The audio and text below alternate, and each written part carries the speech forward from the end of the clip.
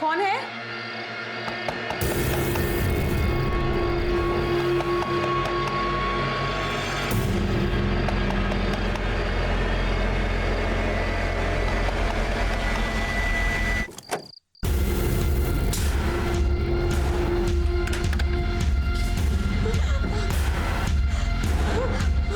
देखो, मेरे पास मत आना।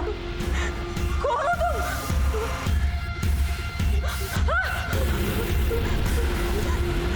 प्लीज छोड़ दो मुझे, प्लीज मुझे छोड़ दो।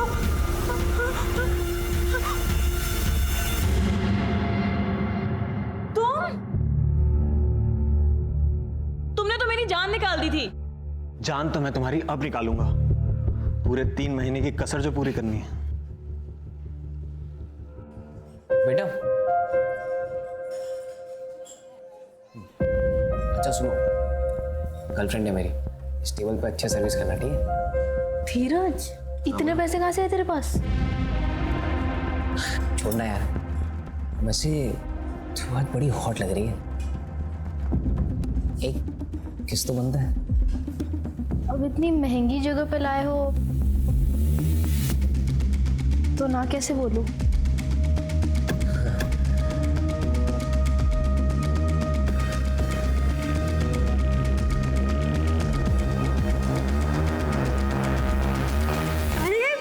बस सारी कसर तुम्हें आज ही पूरी करनी है क्या?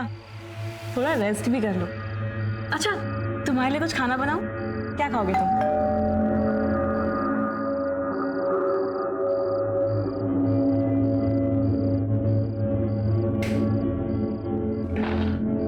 अरे भगत, तू? भैया, आपका फोन लग क्यों नहीं रहा है? मैडम आपसे बात करना चाहती है। अरे यार, बैटरी खत्म हो गई, ला दे। लो ना। हेलो, क्या बात है, जब से बीवी के पास गए हैं हमें भूलने लगे हैं। अरे तुम्हें भूल सकता हूँ क्या? तुम तो मेरी जान हो।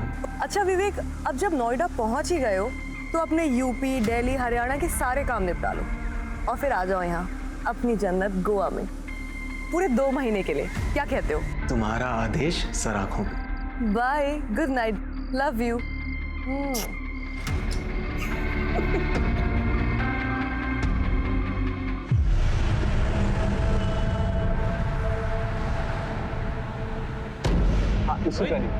रोहित, विवेक भैया आए थे क्या? वो तो अभी निकले, वो इस तरफ गए। अरे यार, मैं कैसे जाऊं? उनका फोन भी नहीं लग रहा। मेरी बाइक ले जाओ ना, हेलमेट भी है उस पे। ये लो चाबी।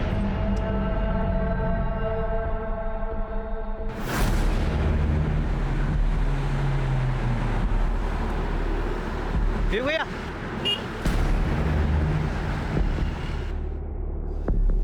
क्या हुआ भगत? भैया, ठाकुर अभी अभी निकला है।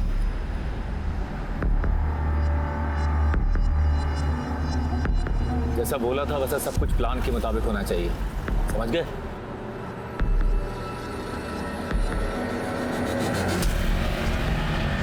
मदन का बोला उसको आगे मोड़ पे खड़ा है।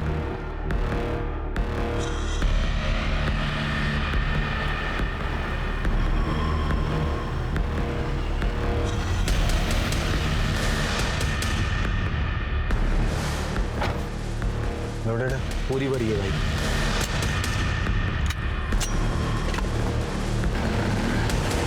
और कितनों का खून बहने वाला था और कितनों के परिवार उजड़ने वाले थे।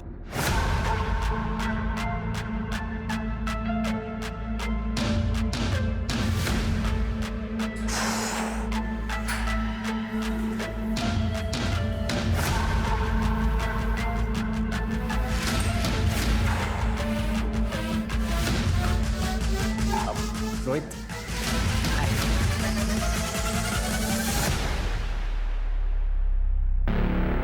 हाय।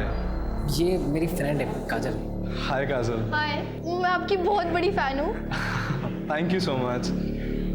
सो धीरज, she is your normal friend और स्पेशल फ्रेंड? स्पेशल फ्रेंड मतलब मेरी गर्लफ्रेंड है भाई। I thought so. देखिए, मैं आपकी तरह वीडियोस भी बनाती हूँ। Sure sure.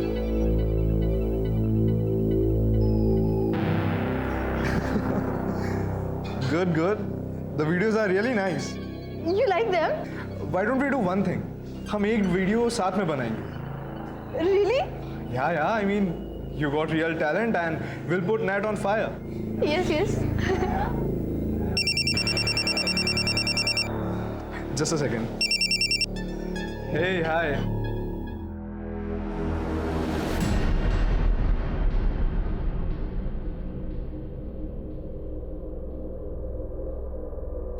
क्या हुआ? सब ठीक है ना? No, I'm fine. Acha, I'll leave. I'll see you guys later. Bye-bye.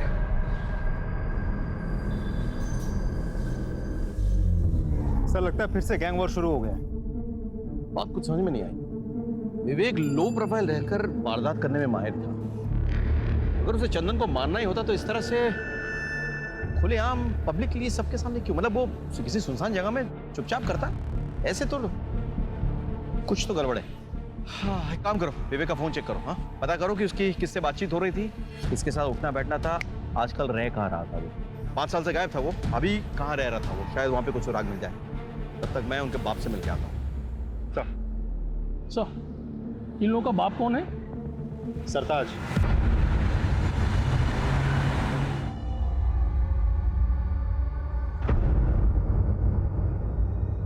सरकार, आप? मुझे लगा ही था आप ही हो।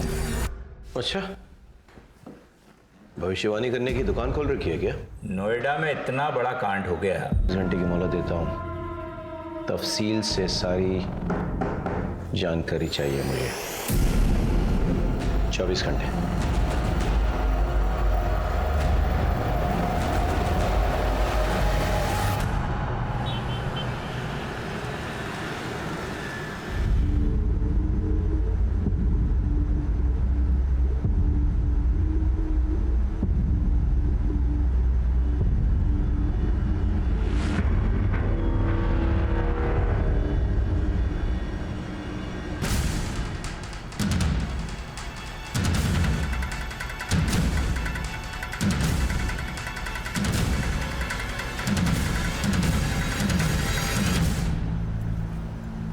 तू पागल हो गई है क्या? तो दिक्कत क्या है? दिखा ना।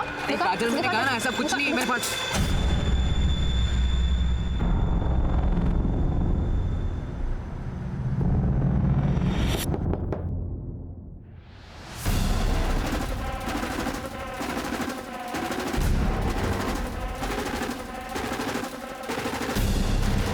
अब तेरा मर्द बनने का टाइम आ गया है। तो पकड़। अरे मर्दानगी मुबारक हो।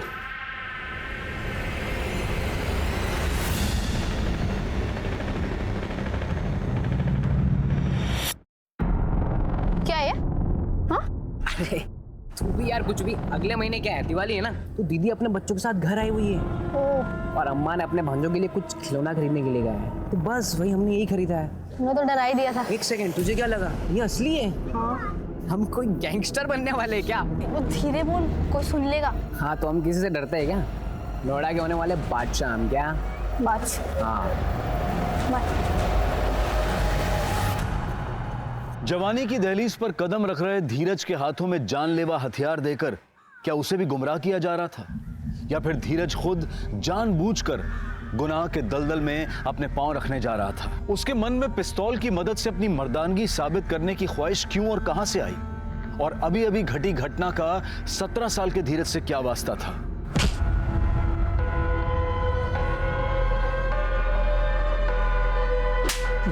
भाई मुझे माफ कर दो भाई, दोबारा मैं नहीं करूंगा भाई, मुझे माफ।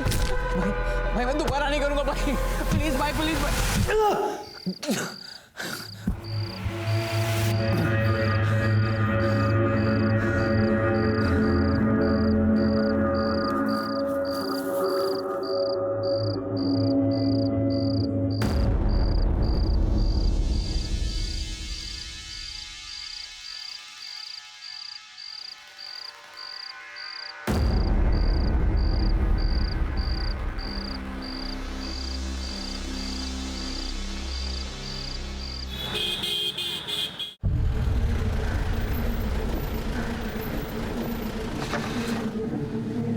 सर, विवेक जायसवाल के कॉल रिकॉर्ड्स।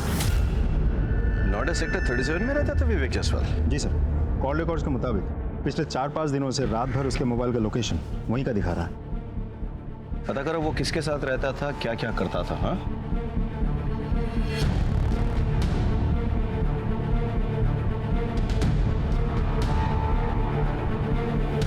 इस घर में जो आदमी रहता था उसके साथ कोई और भी रहता था? हाँ साहब, उनकी बीवी रहती थी, उनसे ज़्यादा बातचीत नहीं थी हमारी। और दोनों के अलावा किसी और के भी आना जाना था? हाँ साहब, एक आदमी आता था। एक दिन मैं मार्केट जा रही थी तो उस आदमी के साथ में जाता हुआ मैंने देखा।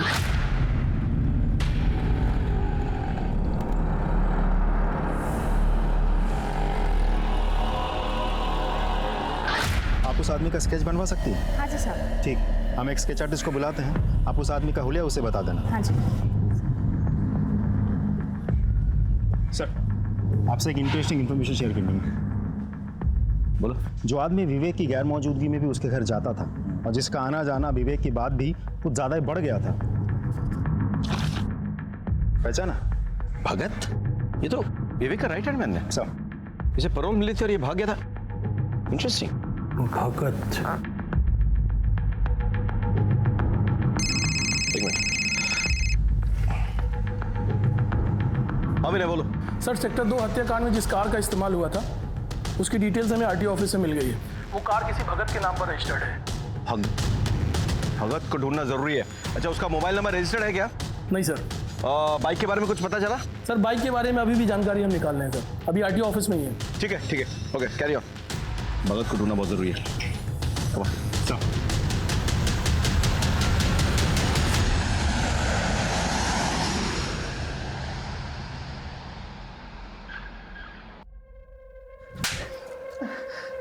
ये सब हुआ कैसे और तू कहाँ मर गया था तब? माफ कर दे दीदी। देख भगत, माफी तुझे सिर्फ तब मिलेगी जब ये पूरे का पूरा केस बिना सबूत के सॉर्ट आउट हो जाएगा। और ये दूसरा थप्पड़ इसलिए ताकि तुझे याद रहे कि ये पूरा मैटर फटाफट रफा दफा करना है, वरना तेरी खैर नहीं, समझा तू? चल निकल यहाँ से, माफी का बच्चा। मैं गोवा रिटर्न जा रही हूँ, एक फ्लाइट की टिकट कराओ फटाफट। सर, सेक्टर 2 हत्याकांड में जिस बाइक का इस्तेमाल हुआ था उसकी डिटेल्स मिल गई हैं। एक मुकेश नाम का बंदा है सर, बाइक उसी के नाम रजिस्टर्ड है। मुकेश को बाहर बिठा कर रखा है। भेजिए उनको। सर।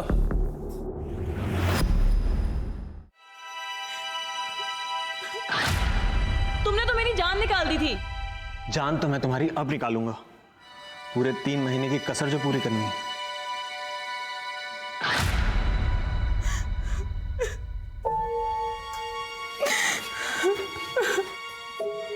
भाभी, खाना खा लीजिए भाभी। अरे ऐसा कब तक चलता रहेगा? अगर ऐसे चलता रहा तो ये खूबसूरत चेहरा मुरझा जाएगा। अब किसके लिए अपनी खूबसूरती बचा कर रखूं? जिसके लिए सजती संवरती थी वो तो हमेशा के लिए छिन गया मेरे से। सर, ये मुकेश और ये सुरेश है सर, ये दोनों फोटो स्टेट की दुकान चलाते हैं। इन्हें सेक्टर 2 वाले हत्याकांड का वीडियो दिखाओ।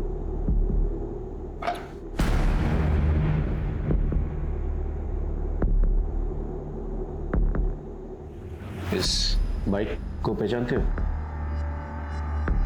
जी, ये तो मेरी बाइक है और हेलमेट भी मेरा ही है। और हेलमेट के अंदर? सर, मैं नहीं हूँ। तुम नहीं हो तो फिर तुम हो? नहीं सर, भगवान कसम, मुझे तो बाइक चलानी भी नहीं आती सर। तो फिर कौन है? तो ये है ना? बोल! नहीं साहब, मुझे स्लिप डिस्क है, बाइक चलाने से दर्द बढ़ता है और सुरेश को तो बाइक चलाना आता ही नहीं। तो मैंने बाइक अपने दोस्त को दी थी। अच्छा, तो तुम्हारे गैंग में एक और मेंबर है? हमारी कोई गैंग नहीं है सर। अच्छा चल, कोई गैंग नहीं है, दोस्त है। कौन है दोस्त? रोहित। तो रोहित ने गोली चलाई? नहीं सर, रोहित से तो ये छोटा लग रहा है और वैसे भी sir, Rohit social media star है, सब यंग लड़के लड़कियां उसे जानते हैं। ये फोटो देख, जानता है इसे? हाँ, ये तो हमारे शॉप पे आते थे फोटो स्टेट कराने। क्या बात है सर जी, आप कब आ गए? बस कुछ दिन पहले। कैसा हीरो? बस मस्त भैया, आपका आशीर्वाद है। मुकेश, ये ले, इसकी 3 कॉपी कर दे। तो इस नामचीन गैंगस्टर को जानते हो तुम? दोस्ती है तुम्हारी? नामचीन गैंगस्टर? नहीं सर, ये तो विवेक भैया है, ये तो बड़े शरीफ आदमी थे। इस शरीफ आदमी से तुम्हारी पहचान किसने करवाई? सर रोहित ने मिलवाया था।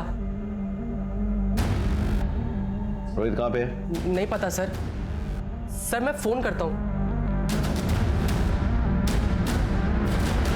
स्पीकर पे डाल। जी sir. The number you are trying to call is currently switched off. Please try again later. दोनों को बिठा के रखो और रोहित का पता लगा।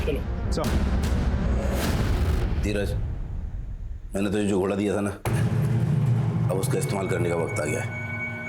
ये दोनों मेरे आदमी हैं, दीपक, सपरू। ये तेरे साथ जाएंगे तेरा जिगरा देखने के लिए। जी भैया। सर और उसके सेक्टर 2 हत्याकांड में सर जिस बाइक का इस्तेमाल हुआ था वो बाइक गोल मंदिर के पीछे एक दुकान है उसके सामने से मिल गई है। ये उस दुकान की सीसीटीवी फुटेज है सर।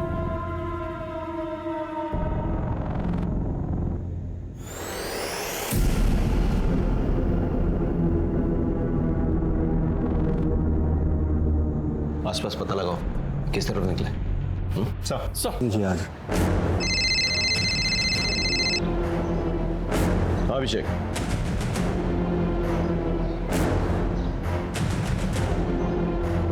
अच्छा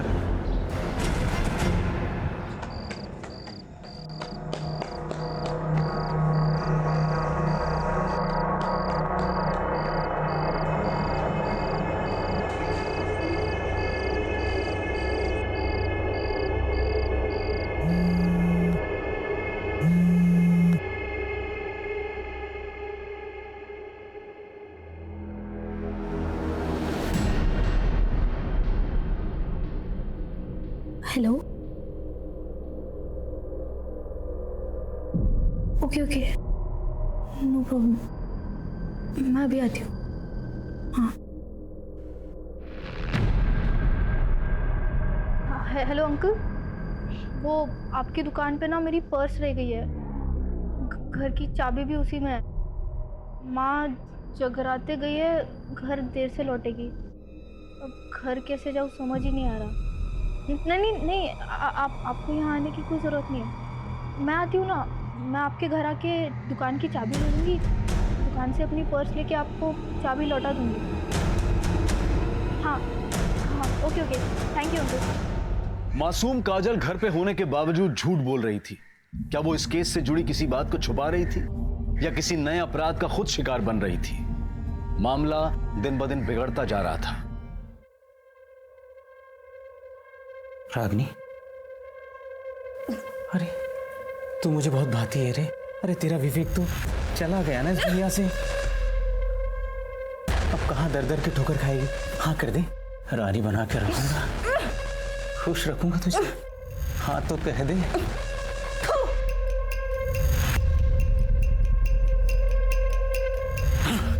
सारा मूड खराब कर दिया।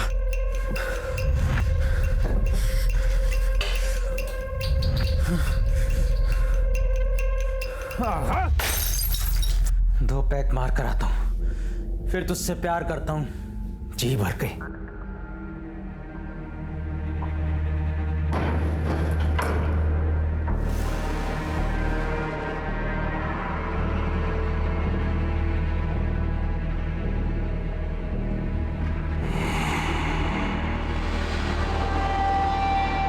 काजल कितने सारे मिस कॉल्स।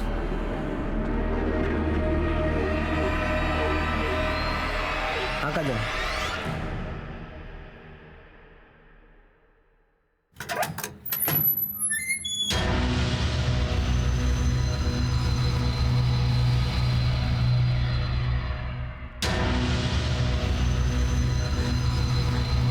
मेरे पास मत आना, वरना मैं अपनी जान ले लूंगी।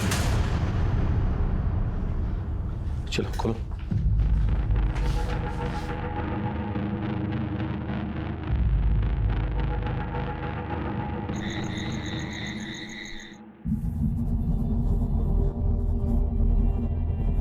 आप विवेक की पत्नी हो ना?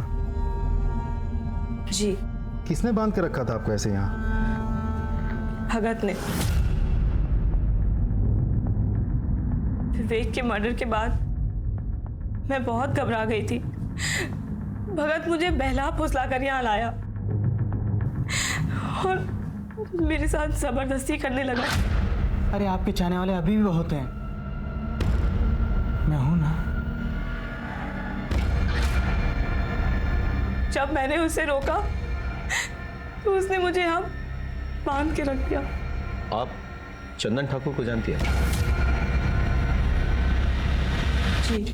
चंदन ठाकुर और विवेक के बीच में क्या दुश्मनी थी? चंदन ठाकुर एक बार हमारे घर आया था। विवेक, चलिए किधर? ये जाओ उधर। विवेक, कौन है आप लोग? अरे बाहर निकल। ये घर में कैसे घुसा है? बाहर निकलिए, चलिए बाहर निकलिए। विवेक कहाँ है? आप लोग पहले घर से बाहर निकलिए। जैसे जितना पूछ रहे हो उतना जवाब दे। विवेक कहाँ है? वो इस वक्त घर पे नहीं है, आप लोग घर से बाहर निकलिए फौरन। विवेक के साथ फेरे क्या पड़े? बहुत जुबान चलने लगी तेरी। हाँ, देखो अपनी औकात में रह, समझे? बदतमीजी से बात मत करो मुझसे। बदतमीजी? ये ले, क्या करेगी बोल? बदतमीजी मत करो मुझसे। बदतमीजी तो अब बताता हूँ तुझे क्या बोलती। इसे कहते हैं बदतमीजी, समझी? और विवेक आया तो कह देना कि तेरे तो कपड़े फाड़े हैं, उसे पूरा चीर दूंगा, समझी? जब मैंने विवेक को सारी बातें बताई तो विवेक चंदन पे बहुत गुस्सा हुए थे। चंदन ठाकुर ने तेरे साथ बदतमीजी की है ना, उसे मैं तेरे सामने घसीट कर लेकर आऊंगा। तेरे पैरों पे गिर के वो नाक रगड़ के माफी मांगेगा। विवेक मुझसे बहुत प्यार करते थे। वो तो बस यही चाहते थे कि चंदन को मेरे सामने लेकर आए। चिंता मत करो, चंदन का मर्डर करके मैं एक और गैंग वॉर नहीं शुरू करूंगा, लेकिन उसको उसके किए की सजा मिलनी चाहिए, तभी मेरे मन को शांति मिलेगी। तुम सच कह रहे हो ना? तुम्हारी कसम। I am pregnant. क्या? ये बात तुमने मुझे पहले क्यों नहीं बताई? मैं बस यूं गया और यूं आया। तुम फिक्र मत करो, चंदन ठाकुर पहले तुमसे माफी मांगेगा, फिर हम सेलिब्रेट करेंगे।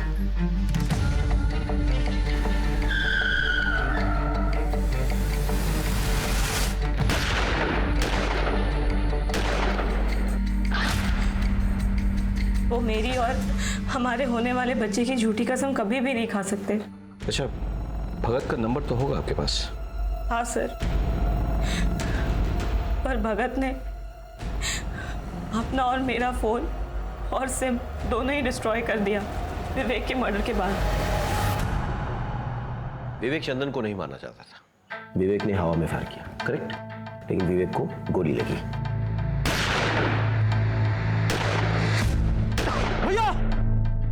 गोली किसने लगाई? हमारे पेट्रोलिंग कांस्टेबल।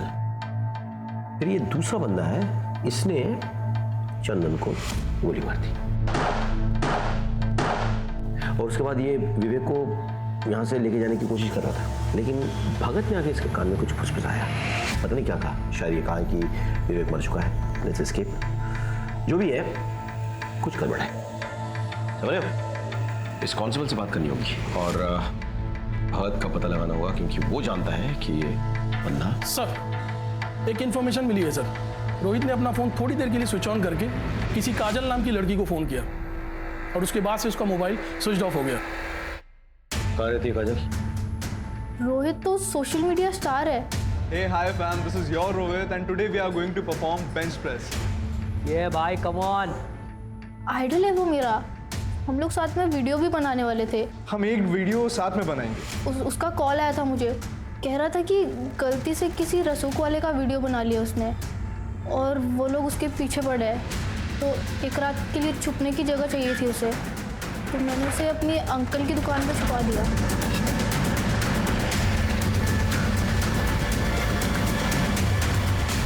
कौन से? ये दुकान है। शटर खोलो। फिट भी है उस पे, ये लो चाबी। तो हो सकता है रोहित के पास भगत के बारे में कुछ ज़्यादा ही जानकारी थी, जो आगे चल के भगत के लिए खतरनाक साबित हो सकता था। भगत वैसे भी हमसे भाग ही रहा था, हमारे रडार पे था वो। हम कैसे भी करके अगर रोहित तक पहुंच जाते तो शायद रोहित भगत के बारे में सारी जानकारी हमें दे देता और भगत का गेम ओवर हो जाता। अच्छा, ये सेक्टर 2 शूटआउट में जो कांस्टेबल इन्वॉल्व था वो कब आ रहा मिलने? सर, वो कल सुबह पुलिस स्टेशन आ रहा है। सर, चंदन ठाकुर ने मुझे 2 लाख रुपए देने का वादा किया कि जब विवेक उसे किडनैप करने आएगा तो मैं उसे मार दूं। और सर, जब वो विवेक उसे किडनैप करने आया, उसने पहले हवा में फायर किया और मैंने मौका पाते ही विवेक पे गोलियां दाग दी। और ऑन द स्पॉट मर गया। मगर ये मदन गड़बड़ कर गया। इसने डर के मारे चंदन पे गोलियां चला दी सर, और वो भी वहीं मर गया। मुझे मेरे पैसे तो नहीं मिले सर, अब मेरी नौकरी भी जाएगी सर। प्लीज सर, गलती होगी सर। क्या इस प्लान में विवेक की पत्नी शामिल थी? और इसका लीजिए sir, please sir, forgive me sir. Ragini ji, जब भगत आपको यहाँ से ले गया और बंधक बना के रखा, तब उसकी बातों या चाल से आपको कुछ अंदाजा हुआ कि वो कहाँ जाने वाला था, किससे मिलने वाला था, क्या करने वाला था? जी नहीं। याद कीजिए रागिनी जी, प्लीज। जाने से पहले आखिरी बार उसने आपसे क्या कहा था? यही कि मैं 2 पैक मार कर आता हूँ, फिर तुझसे प्यार करता हूँ, जी भर के।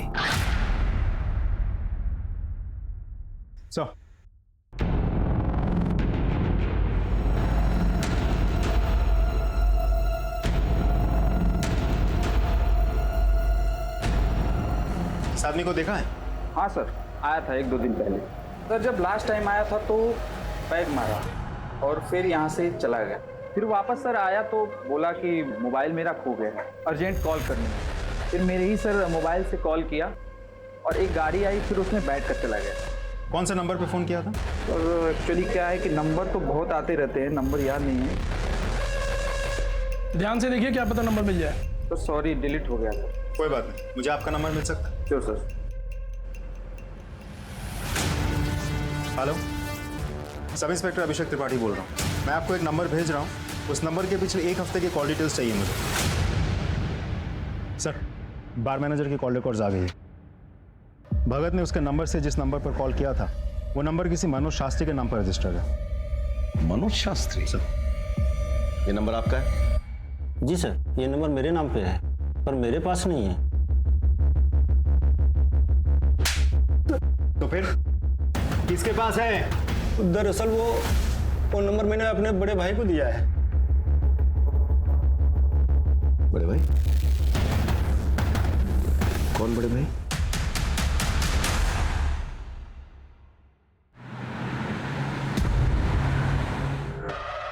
ग्रेटर नोएडा के पास जो गोडाउन्स हैं, उसमें गोडाउन नंबर 3 के पीछे एक छोटी सी रोड जाती है। वहाँ आगे जाके लेफ्ट में एक छोटा सा मकान है, भगत आपको वहीं मिलेगा। और वो तीसरा आदमी मदन? उसे भी मैंने वहीं भेजा है, भगत के पास।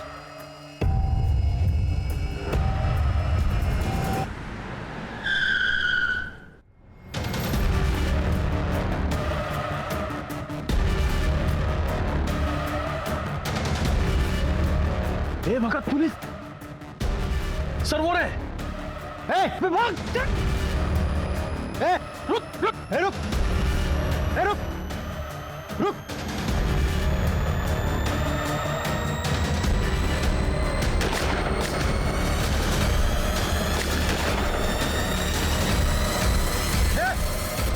जा!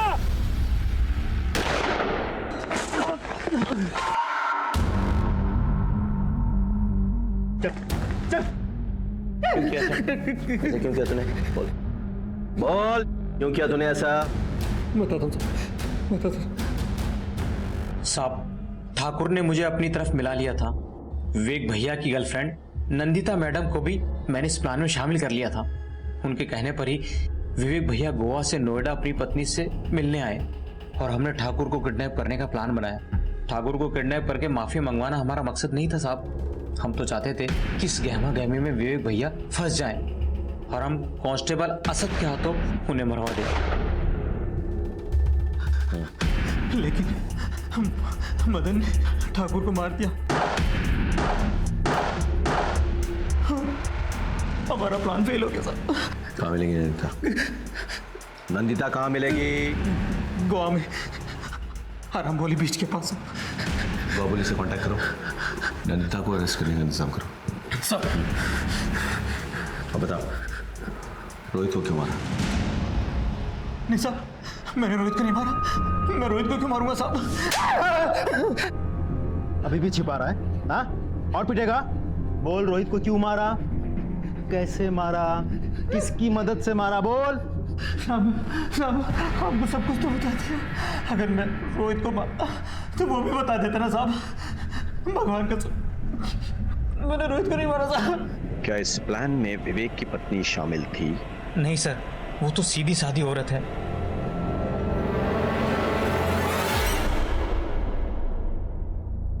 मुझे तो लगा था कि विवेक सिर्फ मुझसे प्यार करते हैं, लेकिन वो,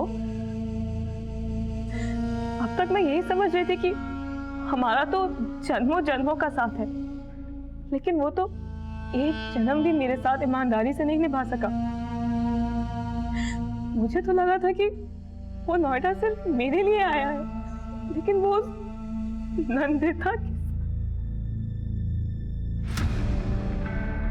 नंदिता को गोवा पुलिस ने सर अरेस्ट कर लिया, लेकिन उसका यह कहना है कि वो किसी रोहित को नहीं जानती।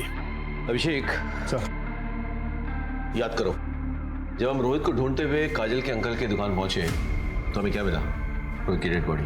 जी सर।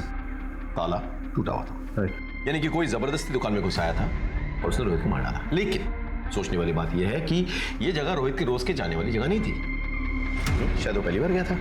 तो किसी को कैसे पता कि रोहित वहां है? Important point.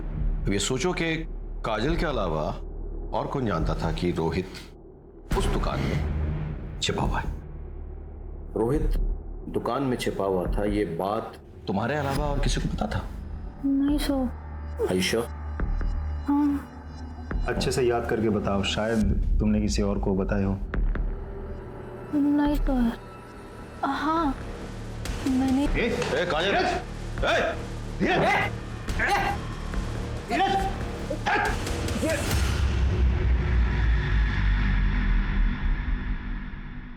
सर मैं सच बताता हूँ, मुझे माफ कर दीजिए सर। मैं बस दबंग बनना चाहता था। क्यों? क्योंकि गली मोहल्ले में आते जाते लोग मुझे परेशान करते थे सर, मेरा मजाक उड़ाते थे, मुझे मारते थे सर, पर मैं कुछ नहीं कर पाता था। फिर मैंने एक दिन मनदीप भैया को देखा, लोगों ने सलाम दुआ कर रहे थे, उनके पैर छू रहे थे। मैंने सोचा मुझे भी ऐसी इज्जत चाहिए, इसलिए मैंने उनसे दोस्ती कर ली। अपनी काबिलियत और मर्दानगी साबित करने के लिए उन्होंने मुझे रोहित को मारने का काम दिया। इसे जानता है? नहीं भैया। इसे मारना है, इसे ढूंढ और जैसे ही दिखे मुझे खबर कर। इत्तेफाक से रोहित को मेरी गर्लफ्रेंड काजल ने उसके अंकल की दुकान पर छुपा कर रखा था। धीरज, पता है आज क्या हुआ? क्या हुआ? वो सोशल मीडिया स्टार है ना रोहित, तुम्हारा दोस्त, उसका कॉल आया था मुझे, मुझसे हेल्प मांग रहा था। उसे ना एक रात के लिए छिपने की जगह चाहिए थी, मैंने उसे छिपा दिया अपनी अंकल की दुकान पे। मैं गया वहां पे, मैंने दुकान का ताला तोड़ दिया।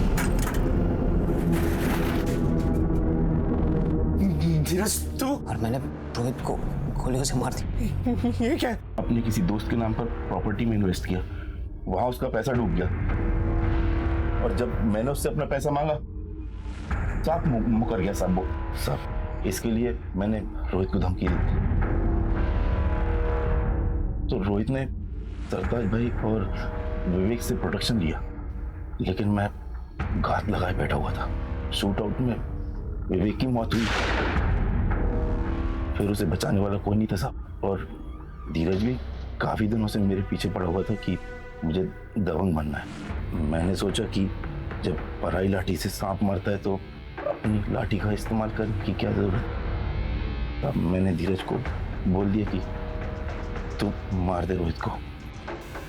तुझे तो मैं ऐसी सजा दिलवाऊंगा, कोई भी कमीना कभी भी मासूमों को अपराध के राह पर डालने से पहले 10 बार सोचेगा।